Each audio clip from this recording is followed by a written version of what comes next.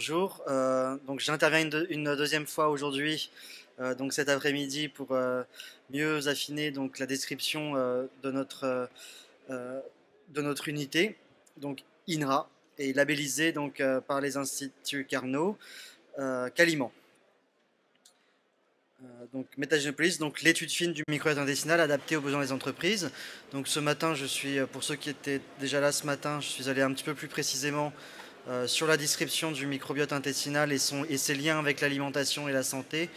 Et cet après-midi, j'aborderai plus en détail les services proposés par notre unité ainsi que voilà, les moyens que l'on se donne pour s'adapter aux besoins des entreprises. Donc la métagénomique quantitative à Métagénopolis, donc c'est surtout trois plateformes. En fait, sur tout le flow, vous avez d'abord la collection de l'échantillon, donc fécal, qui va se faire. Donc notre plateforme Sambo, dédiée à ce travail-là, va pouvoir en fait avoir des conseils sur la collecte de ces échantillons fécaux. Suite à cela, donc, la plateforme Sambo assurera l'extraction d'ADN totale à partir de ces échantillons fécaux, dans le but, je vous le rappelle, pour ceux qui n'étaient pas là ce matin, d'étudier donc l'ensemble des génomes de l'ensemble des bactéries présentes dans le microbiote intestinal, en lien avec les données cliniques et patients que l'on nous a données. Et donc ensuite, suite à cette extraction, la plateforme Sambo aura également comme rôle de pouvoir assurer le biobanking de l'ensemble des échantillons qui vont pouvoir avoir été reçus. Ensuite, suite à l'extraction d'ADN, l'ADN va pouvoir être reçu sur une seconde plateforme qui sera une plateforme dédiée au séquençage à haut débit de cet ADN extrait.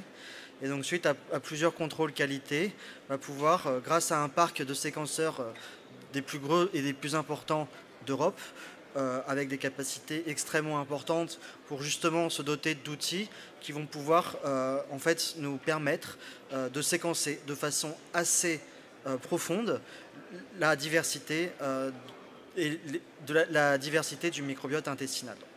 Donc notre plateforme se compose donc de 7 machines de séquençage. Donc pour l'équivalent, en fait, ce qui va être plus parlant peut-être pour vous, du séquençage de 45 génomes humains par jour. Voilà. Donc notre plateforme a un traitement annuel de 6000 échantillons. Donc je vous rappelle également ici que nous ne faisons pas d'analyse ciblée d'un gène taxonomique en particulier pour l'analyse de l'écosystème microbien en présence dans le microbiote intestinal, mais nous faisons en fait du séquençage shotgun, non ciblé, de la totalité de l'ADN extraite.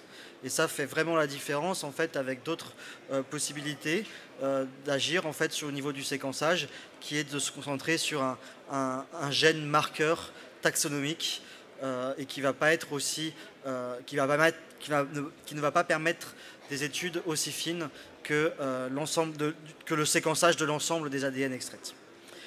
Suite à ce travail-là, donc les séquences vont être générées à hauteur de 20 millions de séquences par individu, et donc par échantillons fécaux. Et suite à ça, en fait, il va y avoir une troisième plateforme qui va s'intéresser beaucoup plus au traitement bioinformatique dans un premier temps, puis biostatistique des données générées. Donc vous imaginez bien que les données générées sont énormes et très éparses également. Donc le premier but, ça va être d'utiliser en fait des catalogues de gènes qui ont été faits à façon, adaptés à l'homme, mais adaptés aussi à ces maladies qui sont différentes, et aussi aux animaux sur lesquels on va pouvoir réaliser ces analyses-là. Et donc en fait, on va pouvoir matcher chacune des séquences qui va pouvoir être produite à ces catalogues pour mieux identifier les gènes en présence à l'origine dans l'échantillon. Donc on va pouvoir obtenir un tableau de comptage des gènes et donc qui va pouvoir être plus en détail processé pour pouvoir réaliser l'identification de chacune des espèces présentes dans l'échantillon d'origine et donc dans le microbiote intestinal de l'individu.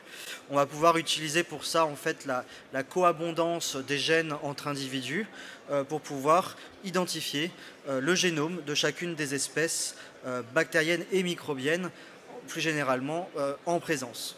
Donc suite à cette analyse-là, on va avoir un tableau des comptes espèces. Et en fait, ces tableaux des comptes espèces et gènes vont pouvoir ensuite être considérés pour des analyses en biostatistique, en lien avec les données cliniques, et également la construction de modèles qui va mieux nous permettre de comprendre en fait l'écosystème et toutes les composantes génétiques et espèces bactériennes présentes dans l'écosystème et du microbiote intestinal. Donc simplement quelques faits marquants depuis la naissance de notre institut et de notre unité Métagénopolis à l'INRA en 2012. Donc l'INRA, par l'intermédiaire du professeur Duschko-Elrich, a pu participer à partir de 2010 en fait, à l'établissement de catalogues de références humaines donc, sur le microbiote intestinal. Et suite à ces outils-là, en fait, beaucoup d'analyses différentes sur ces 8 dernières années ont été rendues possibles grâce à l'utilisation de ces méthodologies-là sur différents traitements de maladies, donc des types diabète 2, des cirrhoses du foie, des résistances à l'insuline, et également très dernièrement, publié l'année dernière, une étude consacrée en fait à la prédiction en fait du succès d'un traitement en immunothérapie d'un cancer. Grâce donc aux marqueurs du microbiote intestinal. Donc nos priorités à Métagénopolis au service des industriels, ça va être un gros effort sur la standardisation des méthodologies normées à l'échelle mondiale, et également augmenter nos débits de production, diminuer nos coûts de production et diversifier également beaucoup les méthodes de séquençage et en fait diversifier nos catalogues de services proposés aux entreprises pour pouvoir faire à façon en fait mieux répondre aux besoins des industriels. On va également faire des efforts de diversification des écosystèmes microbiens, humains mais aussi animaux, et diversifier les approches moléculaires en faisant des intégrations de multi-omiques, donc pas forcément s'intéresser simplement au niveau d'informations contenues dans les gènes et dans les espèces microbiennes, mais également dans tout ce qui est exprimé en fonction des protéines et des métabolites. Et donc diversifier les outils d'analyse.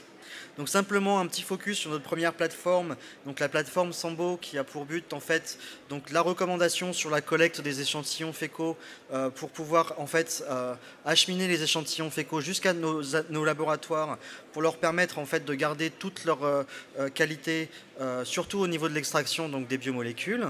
Vous devez savoir voilà, que les ADN sont très sensibles aux variations de température et donc on va devoir mettre en fait en place tout un processus d'apprivoisement voilà, pour faire arriver ces échantillons dans des conditions qui nous permettent, nous, de pouvoir travailler sur la molécule ADN et donc de mieux caractériser l'écosystème microbien en présence. Donc suite à ça, on va pouvoir également stocker les échantillons reçus dans des biobanques et j'en reparlerai un peu plus tard dans la présentation. Au niveau des deux missions de la plateforme, ça va être l'extraction d'ADN totale, donc, qui va être fait grâce à un robot. Beaucoup de choses sont automatisées sur le laboratoire, mais également donc, le stockage des ADN ainsi que des échantillons fécaux dans des biobanques automatisées. Donc d'abord un petit focus sur notre effort pour la standardisation. Donc notre effort à l'INRA, c'est vraiment de pouvoir doter chacun des laboratoires français, européens et à l'échelle plus large du monde, en collaboration avec d'autres laboratoires bien sûr, de méthodes de standardisation de l'extraction d'ADN pour traiter les échantillons humains, fécaux humains en métagénomique. Donc cet effort-là regroupe plus de 30 instituts de recherche dans 13 pays différents et 3 continents. Et donc vous avez en fait un site internet, microbiomestandard.org, où vous allez pouvoir retrouver toutes les méthodologies standardisées qui vont pouvoir être utilisées dans la recherche sur le microbiote humain. Également un petit focus sur nos efforts d'automatisation de l'extraction d'ADN pour gérer des flux d'échantillons plus importants. Donc ça va pouvoir être réalisé grâce à des robots conçus sur mesure pour nous permettre de pouvoir avoir en fait extraire l'ADN en quantité et en qualité qui permettent un séquençage de bonne qualité et derrière des analyses de bonne qualité également. Donc voilà, et ça s'est trouvé être, suite à un benchmark, être la solution se rapprochant la plus de nos solutions qu'on avait utilisées précédemment. Un petit focus sur nos stockages robotisés. Le stockage des échantillons, c'est très important. Beaucoup de nos efforts se situent en fait dans la constitution de cohortes suffisamment importantes pour pouvoir réaliser des analyses qui ont du poids statistique. Donc on a à cœur en fait de pouvoir conserver ces échantillons dans de bonnes conditions pour permettre leur analyse. Donc on s'est équipé en fait de robots en stockage à -80. Avec des capacités de stockage très importantes de plus de 600 000 échantillons, des alico-fécaux, mais également des ADN, où vous voyez en fait que ce n'est plus à l'homme de pouvoir gérer et de savoir où tel ou tel échantillon a été placé dans son congélateur, mais c'est donné cette réalisation-là à un robot qui va, grâce à un scanner, en fait en scannant des barcodes en 3D, pouvoir en fait placer un tube dans sa biobanque. Et nous, derrière, chercheurs, ça va nous permettre aussi facilement de pouvoir retrouver les échantillons stockés. Maintenant sur la plateforme Metacant, donc, qui est vraiment une plateforme très importante donc, pour le séquençage haut débit des ADN. Donc on va commencer avec un contrôle qualité, quantitatif et de taille. Suite à ça, donc, passant un petit peu les détails techniques, mais une fragmentation d'ADN et la constitution d'une librairie qui va pouvoir permettre son séquençage. Donc tout ça très automatisé. On s'est doté en fait des instruments dernière génération pour nous permettre d'augmenter nos débits de séquençage très dernièrement. Donc on a pu doubler en fait nos débits de séquençage grâce à un update des technologies de séquençage, et on fait des updates très régulièrement des technologies de séquençage puisque c'est un domaine nouveau encore bien sûr sur le haut débit et qui change tous les 2 à 3 ans. Nous avons également réalisé des efforts quant à la diminution des prix associés à ce séquençage-là. Donc même si nous séquençons l'ensemble de l'ADN, donc nous on est à peu près ici, aujourd'hui on fait du whole genome sequencing.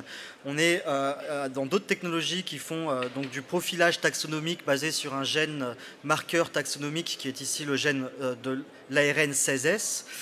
Et qui va être en fait assez peu coûteux, mais également pas très efficace pour pouvoir décrire la réalité du microbiote intestinal.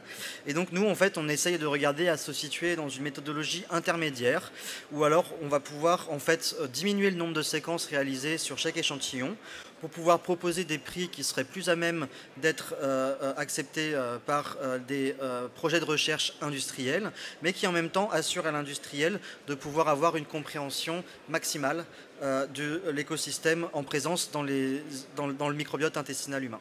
Donc nous avons réalisé en fait des études qui nous montrent en fait qu'au lieu des 20 millions de séquences générées habituellement, en limitant notre production à 5 millions de séquences, on pouvait en fait perdre une fraction assez limitée de la description en espèces, tout en étant très accurate donc sur tout ce qui est analyse fonctionnelle, ce qui ne permet pas ces analyses taxonomiques seules. Nous faisons aussi des efforts sur du séquençage de 3e génération. Donc le séquençage de 3e génération se démarque du séquençage qui est actuellement réalisé, qu'il est appelé de 2e génération, par la longueur des séquences obtenues. Aujourd'hui, nous sommes sur des longueurs de séquences qui sont comprises entre 5000 et 10 000 paires de bases, ce qui est absolument faramineux concernant ces tailles-là, puisque sur des technologies de 2e génération, nous sommes environ à 100-150 paires de bases. Alors pourquoi augmenter la taille des séquences augmente le travail, en fait diminue en fait les efforts à fournir sur le travail en bioinformatique? Eh bien, c'est simplement pour que ces séquences longues nous permettent plus facilement la reconstruction des génomes bactériens et microbiens présents dans les écosystèmes complexes comme l'écosystème intestinal. Donc voilà, on a pu en fait, grâce aux efforts développés par l'entreprise Oxford Nanopore Technologies qui vend ces séquenceurs-là, en fait augmenter nos débits par 10 et nos vitesses de séquençage par 4. Et donc aussi avec des réductions de prix conséquentes en fait sur le séquençage grâce à l'utilisation de ces séquenceurs-là. Enfin, sur la qualité, donc nous sommes ISO 9001-2015 et nous cherchons constamment à renforcer notre contrôle qualité dans le cadre de l'amélioration continue de notre certification, surtout sur la reproductibilité donc, grâce à l'utilisation de communautés ADN et cellulaires de composition connue, mais également de pouvoir limiter les contaminations croisées quand elles se passent. Donc ça, voilà, c'est typiquement un projet sur lequel on a eu un cas de contamination croisée avec un échantillon qui était mal associé à un groupe d'individus. Voilà, nos analyses directement effectuées sur les séquences grâce à des signatures très précises nous ont permis en fait de réattribuer l'identification correcte de ces échantillons-là. La validation de la qualité de nos processus part donc aussi de l'utilisation de communautés connues, en fait en référence. On teste nos technologies et nos pipelines sur des mix microbiens et bactériens connus et on essaye de voir si on est plus ou moins loin ou pas de la réalité. Et nos analyses ont montré en fait qu'on se rapprochait énormément de la théorie et en travaillant avec différentes entreprises qui vendaient ces choses. Dernièrement, une petite info en fait sur un petit focus sur la plateforme InfoBiostat, donc qui est la plateforme qui gère en fait l'analyse bioinformatique des résultats obtenus et également l'analyse statistique. Donc on est équipé en fait avec un hub très important de high computing platform avec une totalité de 10 à 40 gigabytes de réseau, plus de 1 pétabyte de capacité de stockage.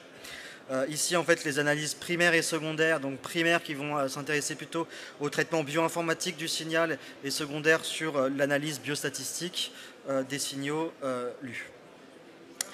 Quelques exemples aussi ici. On essaye de pouvoir aussi se doter d'outils très accessibles et également à tout à chacun et aux industriels pour pouvoir réaliser des analyses et pouvoir mieux en fait cibler les résultats vis-à-vis des attentes des industriels et que ce soit aussi user-friendly comme on dit pour les industriels. Les développements bioinformatiques passent aussi sur le développement de nouveaux catalogues de gènes associés donc au bébé, mais également sur tout un tas de différents animaux sur lesquels l'INRA travaille énormément. Donc voilà quelques exemples de software d'analyse de données automatisées. Et enfin, donc, les perspectives de recherche visent également à faciliter les méthodologies de collection d'essais à température ambiante pour mieux répondre aux attentes de nos industriels.